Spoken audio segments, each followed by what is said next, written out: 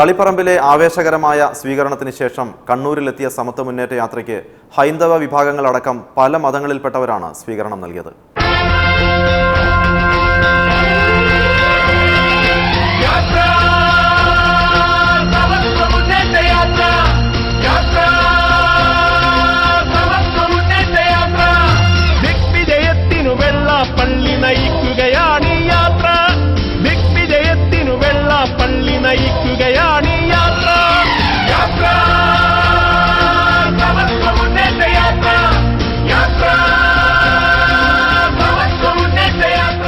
കോലത്തിരി രാജാക്കന്മാരുടെ തലസ്ഥാനമായിരുന്ന കണ്ണൂരിനെ ഈ ജനാധിപത്യ യുഗത്തിൽ രാഷ്ട്രീയ കോഴത്തിരുമേനിമാരുടെ ആസ്ഥാനമാക്കി മാറ്റരുതെന്ന് ഭംഗ്യന്തരേണ വെള്ളാപ്പള്ളി ജനങ്ങളോട് ആവശ്യപ്പെട്ടു.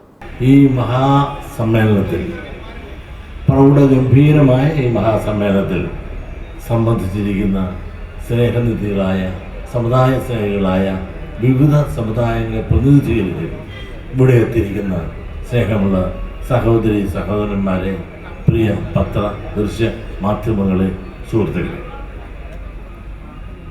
വളരെ പ്രൗഢഗംഭീരമായ ഒരു സദസ്സ് എന്ന് പറയുമ്പോൾ ഞാൻ പല സമ്മേളനത്തിനും കണ്ണൂർ വന്നിട്ടുണ്ട്.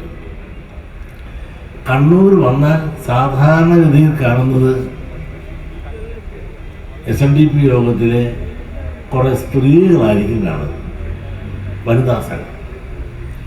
ഇന്ന് അതിന് വിപരീതമായിട്ട് ഇത്രയധികം പുരുഷന്മാരെ സംബന്ധിക്കുന്ന ഒരു സമ്മേളനം കണ്ണൂരിൽ ഞാൻ ആദ്യമായിട്ടാണ് അഭിസംബോധന ചെയ്യുന്നത്. പ്രതിസന്ധികളെല്ലാം തരണം ചെയ്തുകൊണ്ട് ആയിരക്കണക്കിന് എന്ന് പറയുമ്പോൾ നാളെ ഒരു പത്രവും ഒരു ചാനലും കാണിക്കാൻ പോകുന്നത് ഇല്ല തെരുവായിരിക്കും കാണിക്കുന്നത്, ഇവിടെ ആരുമില്ലെന്ന് നിങ്ങൾ കണ്ടതാണ്. കാരണം കാസർഗോഡ് നടന്ന സമ്മേളനത്തിൽ ഒരു പത്രവും ചാനലും റിപ്പോർട്ട് ചെയ്തിരുന്ന കസേര കാണിച്ചാൽ മഴ കഴിഞ്ഞ് പോയ ആളുകളെ ആ കസേര എടുത്ത് കാണിച്ചിട്ട് അവിടെ ആരുമില്ലായിരുന്നു എന്നാണ് കാണിച്ചത്. ഇതാണ് ഇവിടുത്തെ പത്രധർമ്മം. ഓരോ ചാനലിന് അവരുടേതായ അജണ്ട. അവിടെ ഒറ്റ ആളുമില്ല, കസേര എല്ലാം ഒഴിഞ്ഞിരുന്ന ഒരു ജനം. ഇട്ട കസേര മുഴുവൻ നിറഞ്ഞ് ചുറ്റും നിന്നും മഴയെപ്പോലും അവഗണിച്ച് വണ്ടിയിൽ വന്നവരും പുറത്തും ഒക്കെ ആളെ തെങ്ങി നിറഞ്ഞു തരുന്ന ആ മഹാസംഭവം കാസർഗോഡ് റിപ്പോർട്ട് ചെയ്ത് വന്നപ്പോൾ കസേര മാത്രമല്ല അവിടെ ആളാരുമില്ലായിരുന്നു എന്ന് കാണിക്കുന്ന പത്രധർമ്മമുള്ള നാടാണ്, ആ സംസ്കാരമാണ്. അങ്ങനെയാണ് ചില പത്രധർമ്മം നടക്കുന്നത്. പ്രത്യേകിച്ച് ഈ ആണുങ്ങൾ കാണുമ്പോഴുള്ള സന്തോഷം, ഒരാണെന്ന് പറഞ്ഞ 9 ആളെങ്കിലും ആയിരിക്കും ഉറപ്പാണ്. കാരണം വരാനുള്ള ധൈര്യക്കുറവോ അല്ലെങ്കിൽ പെണ്ണുങ്ങളെ വീട്ടിൽ നിർത്തിക്കൊണ്ട് ഇനി തിരിച്ചങ്ങോട്ട് ചെല്ലേണ്ടതല്ലേ, അതുകൊണ്ട് വഴിയിൽ ആരൊക്കെ തടയും, വെട്ടും കുത്തും, 51 വെട്ടും 61 വെട്ടുന്ന സാഹചര്യവും സ്വഭാവമുള്ള ഈ നാട്ടിൽ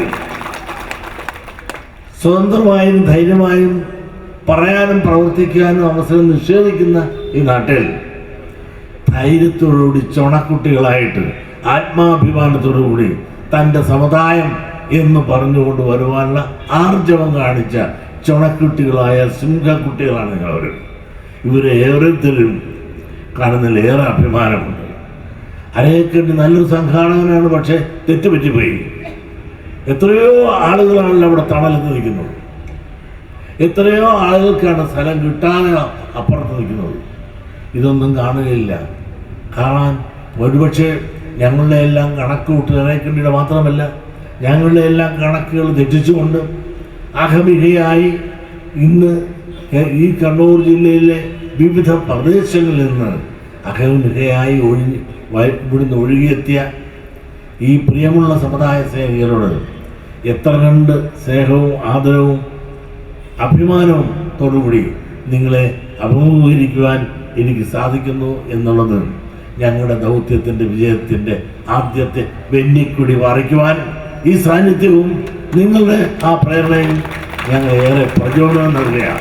ശ്രീനാരായണ ഗുരുദേവന്റെയും ചട്ടമ്പി സ്വാമികളുടെയും സ്വാമി വിവേകാനന്ദന്റെയും അയ്യങ്കാളിയുടെയും ഒക്കെ ചിത്രങ്ങളുമായി തെരുവിലിറങ്ങിയ ഡിവൈഎഫ്ഐക്കാർ ചെഗുവേരയുടെയും സ്റ്റാലിന്റെയും മാർക്സിന്റെയും മാവോയുടെയും ഒക്കെ ചിത്രങ്ങൾ പാർട്ടി ഓഫീസുകളിലെ ഗോഡൌണിൽ ഉപേക്ഷിക്കാൻ നിർബന്ധിതരായി. കേരളത്തിലെ നവോത്ഥാന നായകന്മാരിൽ നന്മ കണ്ടെത്താൻ വൈകിയാണെങ്കിലും കമ്മ്യൂണിസ്റ്റുകാർക്ക് കഴിഞ്ഞത് വെള്ളാപ്പള്ളി നടേശന്റെ രാഷ്ട്രീയ വിജയം തന്നെയാണ്.